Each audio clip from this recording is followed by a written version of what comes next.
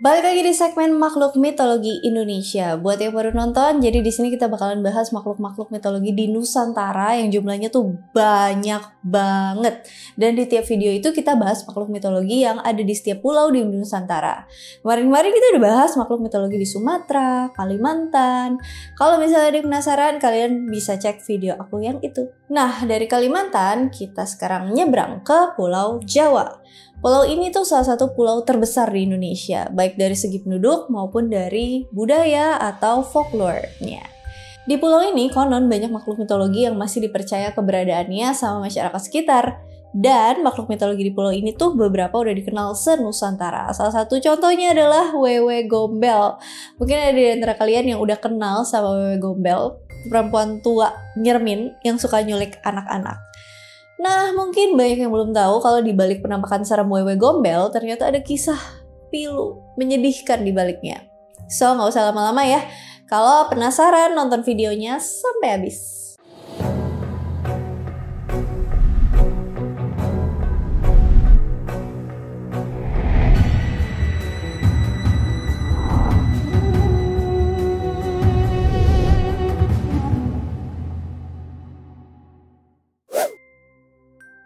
Makhluk pertama yang kita bahas di video kali ini adalah Ahol. Ahol nih makhluk mitologi dengan bentuk kelelawar raksasa. Ini udah pernah aku bikin videonya. Awal-awal aku bikin video sih. Ahol nih makhluk mitologi bentuknya kelelawar raksasa. Konon berasal dari Gunung Salak, Jawa Barat. Tapi sekarang keberadaan Ahol nggak cuma populer di Pulau Jawa, tapi juga nyebar di negara-negara kayak Vietnam dan juga Filipina. Nah, Ahol ini sering digambarin sebagai makhluk kelelawar, bulunya warnanya abu-abu, matanya hitam besar, punya sayap besar, dan lebar sayapnya itu mencapai 8 meter. Wajahnya mirip-mirip kera, dia punya cakar dan kakinya kebalik ngarah ke belakang. Makhluk ini dikatakan hidup di gua-gua di dekat air terjun dan biasanya keluar di malam hari buat nyari makanan. Nah, makanan Ahol adalah ikan-ikan dan juga binatang-binatang kecil. Tapi meskipun dia pemakan ikan dan hewan kecil, gak jarang makhluk ini bisa nyerang dan bunuh manusia kalau dirinya merasa terancam. Salah satu ciri khas dari makhluk ini adalah dia sering banget ngeluarin suara Ahol. Makanya makhluk ini dikenal dengan sebutan Ahol. Nah, makhluk mitologi satu ini nggak cuma dipercaya sebagian masyarakat di Jawa Barat, tapi orang-orang Eropa di masa lalu juga katanya pernah ketemu sama makhluk ini secara langsung waktu mereka datang ke Indonesia. Salah satunya adalah Dr. Ernest Bartels, seorang peneliti dan sekaligus ahli hewan burung asal Belanda yang waktu itu ngelihat penampakan makhluk ini pas dia mengunjungi Gunung Salak tahun 1925. Waktu itu, Dr. Ernest ngeliat makhluk kelelawar besar yang terbang di atas kepalanya. Dan ini bukan cuma sekali. Di tahun 1927, lagi-lagi Dr. Ernest dengar suara aneh di atas rumah waktu dia nginep di Jawa Barat. Suara yang dia dengar tuh mirip kayak suara tangisan, tapi dengan tambahan kata uhu. Tapi waktu itu Dr. Ernest nggak yakin apakah suara itu berasal dari makhluk Ahol atau suara binatang lain. Ada banyak teori tentang siapa sebenarnya Ahol ini. Ada yang bilang Ahol adalah spesies burung hantu besar karena seekor burung hantu tuh ya biasanya ngeluarin suara kayak Ahol gitu. Spesies burung hantu terbesar yang pernah ditemuin adalah burung hantu berjenis Blakiston Fish Owl yang panjang sayapnya diperkirakan bisa mencapai 200 cm. Terus ada juga yang bilang kalau Ahol kemungkinan adalah spesies kelelawar kepala batu Hammer-headed bat yang panjang sayapnya bisa mencapai 90 cm. Hewan lain yang dianggap sebagai asal-usul Ahol adalah kelelawar berjenis Bismarck fruit bat yang biasa ditemuin di Papua Nugini. Kelelawar ini dikatakan punya sayap yang lebar banget yang bisa mencapai 120 cm. Tapi masalahnya hewan-hewan tadi masih kelihatan kecil kalau dibandingin penggambaran makhluk Ahol yang sayapnya bisa mencapai 8 meter. Makanya ada juga yang berteori kalau makhluk Ahol ini adalah makhluk purba berjenis Rhamphorhynchus. Rhamphorhynchus sendiri adalah subspesies dari Pterosaur yang dikatakan hidup di Eropa dan Afrika sekitar 150 juta tahun yang lalu. Tapi apa iya mereka masih hidup di zaman sekarang? Sebenarnya makhluk mitologi kelelawar besar itu gak cuman ada di Pulau Jawa aja loh. Kalau di Maluku, tepatnya di Pulau Seram, ada juga makhluk yang mirip sama Ahol, yang orang di sana menamai makhluk ini dengan sebutan orang bati. Konon orang bati ini dikatakan lebih berbahaya kalau dibandingin sama Ahol. Kita nggak tahu apakah Ahol dan orang bati ini satu makhluk tapi beda nama, atau mereka beda makhluk gitu ya. Tapi sampai sekarang keberadaan Ahol masih menjadi misteri. Meskipun banyak orang yang ngaku pernah ngelihat Ahol, tapi sampai sekarang bukti-bukti fisik keberadaan Ahol itu masih belum ditemukan. Kalau kalian punya info lain soal Ahol, boleh tulis di komen ya. Kuda sembrani. Dalam kisah mitologi Yunani diceritain bahwa saat Perseus memenggal leher Medusa, darah Medusa menetes dan dari darah itu muncullah seekor kuda bersayap yang disebut sebagai Pegasus. Pegasus dikenal sebagai kuda tunggangan para dewa dan dia juga dikenal sebagai pembawa petir milik dewa Zeus. Nah, di Nusantara ada juga makhluk mitologi yang mirip sama Pegasus. Masyarakat Jawa mengenal kuda bersayap ini dengan sebutan kuda sembrani. Sama kayak Pegasus, kuda sembrani juga dikatakan sebagai tunggangan para raja-raja dan juga para dewa. Dalam tradisi pewayangan masyarakat Jawa, kuda sembrani dikenal sebagai kuda tunggangan dari Sang Hyang Batara Wisnu. Dalam mitologi Jawa, Dewa Wisnu anak kelima dari Batara Guru dan Batara Uma. Dewa Wisnu dikatakan pertama kali turun ke dunia dengan menjelma menjadi Raja Sri Maharaja Suman dan mendirikan kerajaan Medangpura. Kuda ini sendiri digambarin bisa terbang dengan sangat cepat dan dipercaya satu kepakan sayapnya bisa mencapai jarak sejauh ratusan kilometer. Selain jadi tunggangan Dewa Wisnu, kuda sembrani juga dipercaya sebagai tunggangan Sultan Agung, raja terbesar Mataram Islam di masa lalu. Nah, menurut beberapa sumber di masa lalu, Sultan Agung pernah memelihara kuda sembrani atas saran dari Ki Bodo, seorang pengabdi sultan. Kalau dalam cerita ini, kuda sembrani dikatakan sebagai kuda yang cuman ada di Mekah. Waktu itu Sultan Agung dengan kekuatannya berhasil bawa kuda sembrani ke Jawa dan melihara kuda itu di sini. Tapi masalahnya sewaktu kuda itu dibawa ke sini, kuda sembrani cuma mau makan rumput yang berasal dari tanah Arab. Akhirnya mau gak mau Ki Bodo harus pergi ke Mekah tiap hari buat ngambil rumput buat jadi makanan kuda sembrani. Setelah dipelihara, kuda sembrani konon katanya sering dipakai Sultan Agung ketika dia bepergian ke tempat-tempat yang jaraknya jauh. Menurut beberapa sumber, kuda sembrani dikatakan sering menampakkan dirinya ketika dia lagi minum di pinggir sungai. Kisah penampakan kuda sembrani ini banyak tersebar di Pulau Jawa. Kemunculan kuda sembrani biasanya ditandai dengan adanya bekas tapak kaki kuda di sebuah batu. Salah satu bekas tapak kaki kuda sembrani yang terkenal berada di Kampung Pitu, Kabupaten Gunung Kidul, Provinsi Daerah Istimewa Yogyakarta. Menurut kesaksian masyarakat sekitar situ, dulunya di daerah itu ada banyak bekas tapak kaki kuda sembrani. Tapi kemudian makin berkurang karena tapak kaki itu diambil sama pihak keraton. Sebuah telaga yang berada di daerah itu juga dipercaya sebagai tempat mandiin kuda sembrani. Selain di Gunung Kidul, tempat lain dipercaya sebagai tempat petilasan kuda sembrani adalah di lereng Gunung Merbabu, Kabupaten Magelang. Di sana ada sebuah batu kali yang disebut sebagai tapak jaran sembrani. Di atas batu itu ada cekungan yang dipercaya sebagai bekas tapak kaki kuda sembrani. Cekungan itu biasanya terisi air dan air itu dipercaya sama masyarakat sekitar bisa nyembuhin berbagai penyakit. Tapi ini balik lagi sih ke kepercayaan masing-masing. Wewe Gombel. Konon di zaman dulu di sebuah daerah di kota Semarang ada seorang perempuan cantik yang sangat mencintai suaminya. Tapi cintanya yang besar itu ternyata belum cukup untuk membuat sang suami menjadi setia. Dasar lelaki. Pada suatu hari, wanita ini mergokin suaminya yang kedapatan tidur sama wanita lain. Karena ngerasa dirinya tidak dihargai, wanita ini dengan gelap mata membunuh suaminya. Setelah peristiwa itu terjadi, wanita ini kabur. Sayangnya perbuatan ini diketahui sama warga, dan warga ngejar wanita itu buat dimintai pertanggungjawaban. Wanita itu berhasil kabur, tapi gak lama wanita ini memilih untuk mengakhiri hidupnya karena gak mampu lagi menahan rasa sakit hati yang dia alami. Wanita ini mengakhiri hidupnya di sebuah daerah yang bernama Bukit Gombel. Dalam kepercayaan masyarakat sekitar, orang yang meninggal dengan cara yang tidak baik atau dipaksakan, biasanya roh atau jiwa mereka bakalan gentayangan. Makanya arwah dari wanita ini dipercaya gentayangan dan jadi sesosok makhluk yang dikenal sebagai Wewe Gombel. Mungkin di antara kalian ada yang udah sering banget dengar nama makhluk yang satu ini ya, Wewe Gombel atau Kolong Wewe. Makhluk halus dengan bentuk perempuan nakutin dan punya, buah dada atau payudara panjang menjuntai ke bawah. Makhluk ini digosipin sering nyulik anak-anak kecil yang ditelantarin atau diabain sama orang tuanya. Modus operandinya adalah si Wewe Gombel ini bakal berubah wujud jadi perempuan tua yang minta tolong ke anak-anak calon korbannya. Habis itu Wewe Gombel bakal menggiring anak itu buat masuk jauh ke dalam hutan. Habis itu anak itu dibawa masuk ke dimensi lain dan disimpan di sana buat sementara waktu. Wewe Gombel nyulik anak-anak bukan buat dimangsa atau apa, tapi cuman nakut-nakutin aja si orang tua supaya mereka lebih memperhatikan anak-anaknya. Kalau si orang tua udah sadar dan mulai nyari-nyari anaknya, maka Wewe Gombel biasanya akan balikin anak itu. Ketika si anak ini kembali, biasanya anak ini bakalan kayak orang linglung gitu, bakal kayak orang kebingungan. Selain kebingungan, ada satu hal aneh yang konon biasa dilakukan Wewe Gombel kepada anak-anak yang dia culik. Hal aneh tersebut adalah nyuruh si anak-anak korban ini untuk makan, kotoran manusia atau feces. Biasanya Wewe Gombel bakal ngubah tampilan kotoran manusia itu jadi makanan lezat yang disukain sama si korban. Jadi nantinya si korban bakalan senang hati makan makanan palsu itu. Tujuan Wewe Gombel ngasih makanan kotoran adalah untuk supaya si korban jadi bisu dan gak nyeritain apa yang udah dia alamin ini. Kalau semisal ada di antara kalian yang anaknya diculik atau kenalannya diculik sama Wewe Gombel, kalian bisa ngelakuin beberapa cara ini.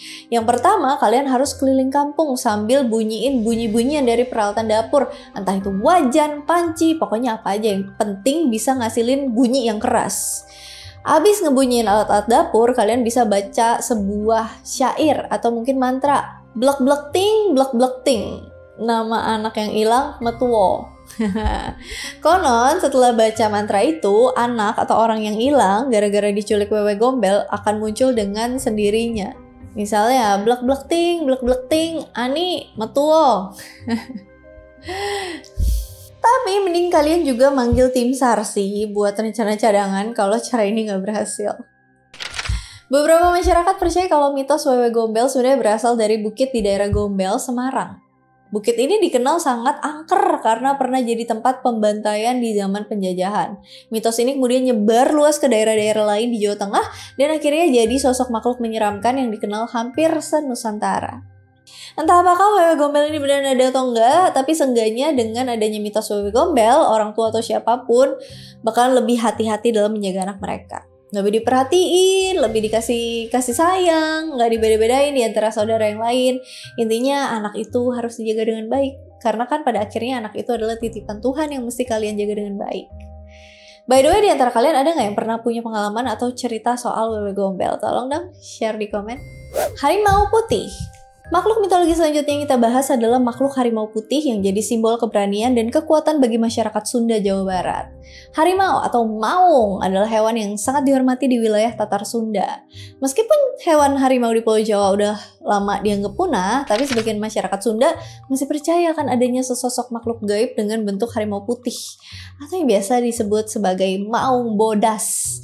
Sosok maung bodas ini dipercaya berkeliaran di hutan-hutan Jawa Barat dan dia bakal nampakin diri kalau manusia ngelakuin kerusakan hutan atau gunung. Maung bodas gak segan-segan ngelukain manusia yang punya niat buruk terhadap alam. Kemunculan sosok maung bodas biasanya sering dikaitkan dengan beberapa legenda-legenda di Jawa Barat, salah satunya yang berkaitan dengan Prabu Siliwangi, Raja Kerajaan Pajajaran. Menurut beberapa sumber, Prabu Siliwangi dikatakan pernah ketemu sama sosok maung bodas pas dia lagi istirahat di tengah hutan. Pas itu, Prabu Siliwangi berjumpa dengan maung bodas ketika dia berada di Curug Sawer, Majalengka. Di tengah istirahatnya, sekawanan harimau putih gaib tiba-tiba muncul dan nyerang Prabu Siliwangi. Tapi untung aja sang Prabu bisa ngalahin maung bodas dan naklukin mereka. Nah, dari sini Prabu Siliwangi kemudian punya kedekatan khusus dengan maung bodas. Bahkan diceritakan pada akhir hidupnya, ketika Prabu Siliwangi terdesak sama pasukan Islam yang nyerang dia waktu itu, Prabu Siliwangi menepi ke hutan Sancang di Garut buat ngelakuin tapadrawa atau bertapa. Setelah melakukan pertapaan, Prabu Siliwangi menjelma menjadi harimau putih, sementara pasukannya berubah jadi harimau loreng. Sebagian masyarakat Sunda percaya kalau sosok maung bodas yang berkeliaran secara gaib sekarang adalah penjelmaan dari sosok Prabu Siliwangi. Makanya sosok harimau putih sangat dihormati di wilayah Tatar Sunda. Nah, karena harimau putih ini dianggap kuat dan selalu nolong orang yang kesusahan, beberapa orang kepikiran buat melihara sosok harimau putih. Biasanya mereka ngelakuin berbagai macam ibadah buat ngedapetin kodam harimau putih. Misalnya kudu puasa dengan periode tertentu, ngelakuin sembahyang dengan cara tertentu, dan masih banyak lagi. Tapi itu pun gak jamin kalian bakalan bisa dapetin kodam harimau putih ya. Intinya makhluk harimau putih, makhluk gaib yang masih dipercaya keberadaannya sama sebagian masyarakat Sunda. Dia dihormati dan dianggap sebagai pelindung alam, juga pelindung orang-orang yang berbuat kebaikan. Dan sebenarnya harimau putih atau macan putih ini nggak cuma dihormatin sama masyarakat Sunda aja sih. Orang-orang yang tinggal di bagian barat Pulau Jawa rata-rata juga punya kisah legenda yang berkaitan sama harimau putih. Dan rata-rata sosok harimau putih digambarin sebagai sosok yang kuat dan juga suka menolong. Owl. Kalau di Eropa ada werewolf, manusia serigala jadi-jadian, di Indonesia ada juga makhluk yang mirip kayak gitu. Makhluk ini dikenal sama orang-orang Jawa Barat dan Jawa Tengah dengan sebutan owl. Owl makhluk atau mungkin monster yang digambarin punya tubuh gede kayak manusia, tapi kepalanya kayak kepala anjing atau serigala. Seluruh tubuhnya dipenuhi bulu layaknya kedua hewan yang udah disebutin tadi. Selain itu, menurut beberapa orang, owl dikatakan punya telapak kaki yang kebalik. Tujuannya buat ngecoh orang-orang yang pengen nyari jejak si owl. By the way, subscribers atau viewers lama yang udah pernah nonton video mitologi Indonesia, makhluk mitologi Indonesia, aku yang dulu banget. Sadar gak sih kalau beberapa atau bahkan sebagian besar makhluk yang diceritain di mitologi sini udah pernah aku bahas? Dan sadar gak sih kalau beberapa makhluk mitologi yang udah pernah dibahas ini, mereka tuh punya satu ciri khas yang sama, yaitu punya telapak kaki yang kebalik. Ini kira-kira kenapa ya? Kalau ada yang tahu alasannya, coba deh share. Menurut kesaksian orang-orang, owl ini dikatakan punya kemampuan yang sangat unik. Dia bisa lari dengan cepat, punya kemampuan nyatuin kembali anggota tubuhnya yang kelepas. Makanya kalau kalian ketemu makhluk ini di tengah hutan, mendingan kalian putar balik ya, daripada kalian buang tenaga ngelawan owl. Soalnya selain bisa nyatuin anggota tubuhnya, owl juga dipercaya kebal terhadap serangan benda-benda tajam. Owl dikatakan tinggal di hutan-hutan tersembunyi dan punya kebiasaan nyesatin manusia yang masuk ke dalam hutan. Selain itu, makhluk ini juga dikatakan sering mangsa hewan-hewan ternak masyarakat yang ada di pegunungan. Nah, ada beberapa wilayah di Jawa Barat dan Jawa Tengah yang dipercaya sebagai pusat tempat tinggal makhluk ini. Salah satunya adalah di Gunung Gambung Sedaningsih yang ada di Bandung, Jawa Barat. Menurut kepercayaan orang sekitar sana, di dalam Gunung Gambung Sedaningsih terdapat sebuah situ tersembunyi yang airnya itu sangat jernih. Situ inilah yang kemudian jadi rumah atau tempat tinggal owl. Makanya situ itu dinamain situ owl. Situ owl. Selain di Bandung, konon makhluk owl ini juga tinggal di sekitar Gunung Slamet, Jawa Tengah. Soalnya warga yang tinggal di sekitar gunung itu ngaku kalau hewan ternak mereka sering ngalamin kejadian-kejadian aneh. Ada yang hilang tanpa jejak, ada yang meninggal dengan luka-luka aneh, masih banyak lagi. Dari kejadian-kejadian aneh inilah warga ngaitin peristiwa itu dengan keberadaan makhluk manusia serigala jadi-jadian. By the way, makhluk ini tuh katanya bukan makhluk yang udah ada dari sononya loh ya.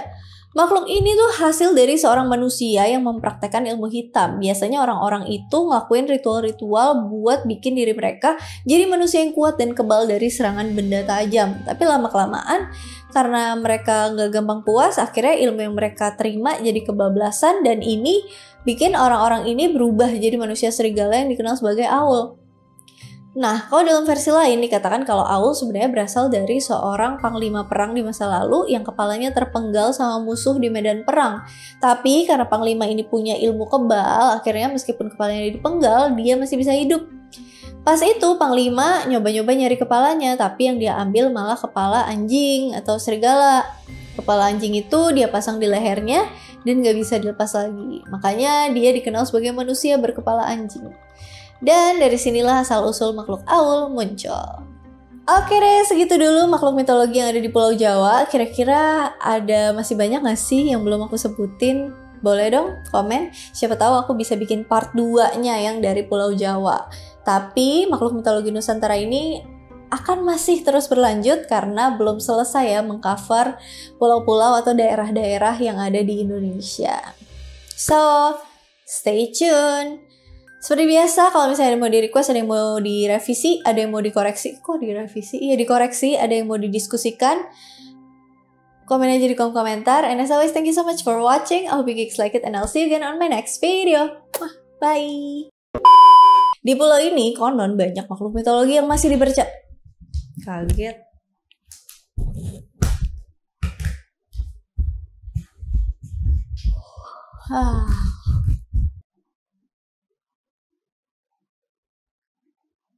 Tapi meskipun dia pemakan ikan dan hewan kecil, gak jarang makhluk ini bisa nyerang dan bunuh manusia kalau dirinya tuh terasa. Tapi, nah makhluk mitologi satu ini gak cuma dipercaya sebagai